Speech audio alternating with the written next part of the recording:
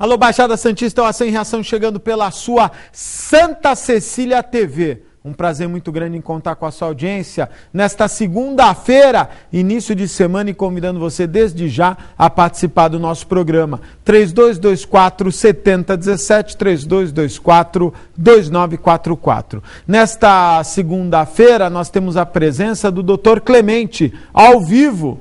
Clemente que... acho que mais de um mês que não vinha ao programa. A presença também da Fernanda Vanucci vai nos ajudar a fazer o programa de hoje. Clemente, boa tarde, obrigado pela presença. E as pessoas me cobrando na rua, cadê o doutor Clemente? Obrigado, Augusto. Prazer também com a Fernanda, que tem feito um trabalho lindo aí, né? Obrigada. Então eu fico muito orgulhoso de fazer esse programa. Muito obrigado. Fernanda, boa tarde, obrigado pela presença. Viu? Boa tarde, Augusto, doutor Clemente, prazer também estar aqui ao seu lado, né? Que é uma referência aqui na cidade de Santos. Eu me recordo da minha primeira ação na Coordenadoria da Mulher. As pessoas falam até hoje, viu, doutor Clemente, que foi a sua palestra no Dia Internacional da Mulher. Até hoje o pessoal comenta do doutor Clemente lá. Então é muito importante, assim, foi muito bacana esse trabalho que a gente pode desenvolver junto. O Clemente, o Ministério da Saúde ele vai reforçar o pré-natal para as mulheres em 1.389 municípios. Mas acho que o tema que gerou uma polêmica essa semana, o Fantástico na semana passada trouxe uma matéria aonde eu vou só pedir um favor, não é por nada, mas é uma coisa que tem me incomodado, porque fica esse número 15 do lado aqui, fica uma coisa tão ruinzinha, precisava mudar o enquadramento, viu? Ou no intervalo mudar aqui a poltrona, ficou uma coisa estranha, número 15, eu não sou, parece a minha cabeça, parece o 0, 150. Né? Mas eu queria lembrar que na semana passada, o Fantástico mostrou uma matéria onde tratava de um assunto que era o parto natural, parto em casa. E essa semana, no Fantástico de ontem, eu assisti a matéria porque muitos médicos criticaram, inclusive um obstetra, que defende o parto em casa. E agora eu vi o Ministério da Saúde reforçando o pré-natal. As autoridades estão preocupadas com nascimento, enfim, com os cuidados que a mulher deve ter na gestação, Clemente? Olha, com certeza, Augusto. Aliás, na Folha de São Paulo de hoje, aparece inclusive um movimento feminino. Sim, é verdade. Assim, de linha de frente, reivindicando o parto em casa. Eu não tenho nada contra o parto em casa, desde que você tenha uma assistência. Né? Porque é complexo você seguir um pré-natal, que eu acho que é super importante, e um dos índices de mortalidade alto no Brasil, sobretudo na região norte e nordeste, que é maior ainda, embora ele caiu num nível bem mais acentuado do que no sul e sudeste e no centro-oeste, ele é alto para a média brasileira. E ele se deve o quê? A não ida do paciente fazer o pré-natal. Ou ela vai uma vez, não vai outra vez. Então, o pré-natal é super importante, sim, porque ele vai reduzir bastante a mortalidade infantil, já que todas as alterações que possam ocorrer durante esse período, elas podem ser corrigidas. Né? Por exemplo, uma mulher que não tem diabetes, mas desenvolveu diabetes gestacional. Desculpa perguntar, ela volta, depois da gestação, ela continua diabética, né? Não tem reversão? Não, às vezes não. Isso só no período acontece, chama diabetes gestacional. Pode ser até que continue, mas muito frequentemente ele acontece no período gestacional, a criança tem risco de vida, macrossômica, criança grande, aquela criança de 5, 6 quilos, que as pessoas acham que gracinha, que bonito, na verdade é ruim. Criança com mais de 5 quilos, provavelmente a mãe era diabética. Então, a mãe está correndo risco, porque o bebê é muito grande, o bebê corre risco, além de outras doenças, né, Augusto? Doença sexualmente transmissível que a mulher tem, uma sífilis, ou até a AIDS. O pré-natal é composto de que exames, de que período, Clemente? O ideal seria... a partir do descobrimento da gravidez, vamos dizer, em geral, 4 semanas, 6 semanas, você fazer o pré-natal todo mês. Todo mês? Todo mês, isso é o correto. Com exames, ultrassom, essa coisa toda? É claro que o ideal seria juntar os dois, né? Mas na impossibilidade de ter uma ultrassonografia, por exemplo, pelo menos que tivesse a avaliação médica. Ok. Você tem uma mulher hipertensa.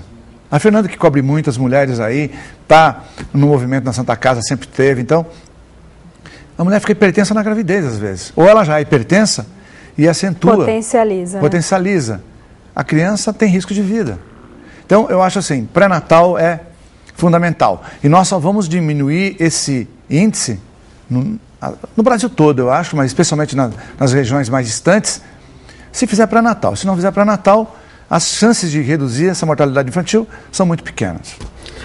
Fernanda, é lógico que a preocupação do Ministério da Saúde com esses quase 1.400 municípios são as áreas mais carentes, né? Sim, sem dúvida. Agora, eu acho que tem que fazer uma maior conscientização, um trabalho de maior conscientização também da mulher na importância do pré-natal, né, Clemente? Porque a gente percebe que hoje as meninas cada vez mais cedo estão ficando grávidas. Também a gente precisa fazer essa reflexão da questão da adolescente grávida e conscientizá-las da importância do pré-natal, né? Porque as meninas, a gente percebe que elas não fazem, né, o pré-natal. Nós tivemos conferências... As adolescentes? As adolescentes. Nós tivemos, né, hoje é um grande... mais raro fazer. É muito mais raro fazer. Há uma displicência um pouco maior, né? E a gente percebia nas pré-conferências que as mulheres, a gente encontrava grávida, você está fazendo pré-natal? Ah, não. Principalmente na área continental, né? Que aí está lá em Caruara, Monte Cabrão, estou falando da nossa região, né? E elas não se deslocam para vir fazer o seu pré-natal aqui. Então, as dificuldades, eu acho que a gente tem que fortalecer essa questão do pré-natal, como bem o Clemente falou, né? Para que a gente possa diminuir.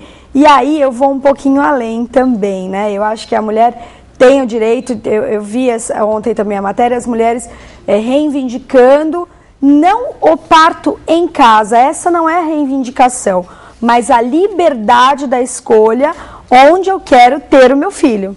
Né? Então, por que a Adriane Galisteu pôde ter o filho da forma que ela teve? Né? De uma forma diferente, num parto diferenciado, porque é a Adriane Galisteu. Né? Então, todas as mulheres têm o direito de poder escolher onde está. Claro que está uma gravidez de risco, isso vai ser diagnosticado no período de pré-natal, todas as possíveis causas de risco que venham a acontecer na hora do parto. Agora, eu acho que uma gravidez tranquila, uma gravidez, se a mulher resolver escolher, até porque os casos que foram feitos, né, Augusto, tinham verdadeiros hospitais dentro das casas, né? Então tem que ser avaliado, né? Exatamente. Eu acho que isso é importante, né? Para o nosso telespectador refletir mesmo. Para fazer tem toda uma estrutura. Não é o parto em casa ao acaso. Ao acaso. Vamos dizer, por uma parteira, como era feito no passado, né? Muita gente nascia em casa. Mas, evidentemente, que os riscos eram extremamente grandes. E hoje não cabe mais com a quantidade de hospitais que temos hoje, não é? Não cabe mais o parto em casa sem o respaldo necessário, né? Exatamente. E muitas vezes até sem higiene, né? É verdade. Você fala assim, mas o risco é pequeno. Até pequeno. Mas aí, Clemente, alguém vai dizer assim, mas eu já vi criança que nasce no táxi, na rua, na avenida. Na viatura, mas são os casos esporádicos, né? Quando você começa a ter isso com frequência, a possibilidade de problemas começa a aumentar também, não? É estatístico. Exatamente. Vamos dizer que se é uma criança que ela não está em posição cefálica, porque normalmente que desce primeiro a cabeça. Ela está pélvico, o pezinho. Esse parto vai ser um parto muito mais difícil. Até para o médico, nem sempre é tão fácil. Para o obstetra, imagina para um leigo ou para uma parteira que, por mais vivência que ela tenha tido, ela não tem aquela parte técnica de saber em que ponto, né, mexer, ou se até, nesse caso, seria uma cesárea o mais indicado, por exemplo. Então, eu acho que a paciente corre risco, sim, corre muito risco. Depois, o próprio... quanto tempo demora para tirar a criança? Qual a técnica para tirar? Como é que você faz isso? E depois que tirou, como é que nasceu essa criança? Como é que é o Apgar dela, que é aquilo que a gente mede, né? Ela nasceu bem? Como é que está a respiração? E aquele movimento de sucção que se faz, né? De aspiração, aspirar aquela secreção que está na criança, ela pode morrer porque está cheia de secreção, por exemplo. Você não vai ter um aspirador em casa sem uma infraestrutura adequada para isso. Para isso. Enfim, os riscos são extremamente maiores do que realmente num lugar... É que num determinado momento começou a se fazer a campanha do parto normal. Normal, porque o número de cesarianas tinha aumentado de uma forma impressionante. Aí, a partir do parto normal, agora o parto natural. Nós temos que tomar alguns cuidados. Eu particularmente... A gente só não pode retroceder aí no processo, né? Voltar lá para quando se tinha nada contra as parteiras. Quando você não tinha estrutura, né? Mas quando você não tinha estrutura. Então, hoje você tem UTIs, né? Porque as crianças, por conta de todas essas dificuldades que uma criança possa vir a ter... Você vê, a minha mãe, o meu irmão nasceu fórceps, né? Que fala. Foi uma gravidez tranquila, uma gravidez que não imaginava... Tudo correu bem e na hora do parto deu todas essas dificuldades. Por isso que ele é meio tinhoso. Por isso que ele é cabeça amassada. Mas, enfim, essas dificuldades podem aparecer no momento. Inclusive, no Fantástico apareceu uma mãe que fez o seu primeiro parto em casa, natural, correu tudo bem, e o segundo deu problema. Né? Ontem se mostrou isso. Então, acho que, assim, não acho que a gente deva proibir, né? Eu não acho que isso cabe a proibir, mas tem que se tomar os devidos cuidados, né? Mas agora, fala, Clemente, por favor. Tem uma observação importante sua, Augusto, com relação ao parto normal, que é a reivindicação. Porque é o seguinte, o número de cesáreas hoje no Brasil é coisa absurda. Ele, mesmo no SUS, ele chega a quase 50%. Isso, média Brasil. Se você pegar regiões sul, sudeste, isso vai bater perto de 70%. E no particular, ele passa de 80%. Quer dizer, cara, não tem como você 80% fazer cesárea. Assim, a Organização Mundial de Saúde, eu acho que isso é um parâmetro legal, ela considera um máximo de 15%. Cesarianas? Cesáreas. Então eles não conhecem o Brasil. Não conhecem o Brasil. Ninguém veio para cá. Ou seja, é o limite, não é o mínimo, é o limite máximo. Permitido, permissível. Até 15% dá para tolerar. Pô, aí você já... vai para 70%, 80%. Então, alguma coisa está errada. Eu não estou dizendo que é culpa do médico, não. Porque na maioria das vezes, quem solicita é a paciente. Eu quero marcar data, ou para coincidir com uma data, sei lá, de aniversário de alguém, eu conheço dezenas de casos assim, ou porque é um mês que ela escolheu, até um mês, enfim, não é uma data específica, mas... porque é mais praticidade, enfim. Não, e a praticidade, né? Não, eu tenho medo, eu não quero, é perigoso, eu prefiro suportar uma cesárea, a recuperação mais rápida e tal. E aqui eu acho que é importante enfatizar. O risco de quem faz uma cesárea, por menor que seja, tendo em conta a evolução da técnica, é extremamente maior do que a de um parto normal. Ou seja, o parto normal, ele é melhor para a mãe, a recuperação é mais rápida, sim, para a mãe, ao contrário do que se pensa.